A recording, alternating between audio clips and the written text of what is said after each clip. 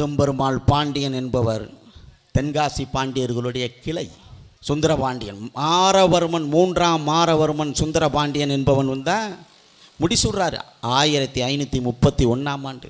அவர் தான் வெட்டும்பெருமாள் பாண்டியன். கடைசி கயத்தார் யுத்தம் என்பது என் அன்பான மக்களே 1531 தொடங்கப்பட்ட போர் 1547 தான் முடிவடைகிறது. என் அன்பான மக்களே 1547 முடிவடையுது.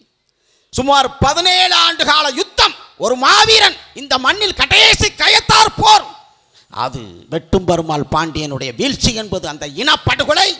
எந்த மண்ணில் வெட்டும்பெருமாள் பாண்டியன் உயர்த்தி பிடித்தானோ மீன்கடியை, எந்த மண்ணில் உயர்த்தி பிடித்த மீன்கடி எந்த மண்ணில் வீழ்ந்ததோ அதே மரபில் உதித்த நாங்கள் மீண்டும் ஏந்தி பிடித்து உலகிற்கு சொல்வோம், உழவு குடியை பட்டியலிருந்து வெளியேற்று என்ற முழக்கத்திற்காக அந்த மீன்குடியை தூக்கி பிடிக்கிறோம். அதான் நீ புரிஞ்சுக்கணும்.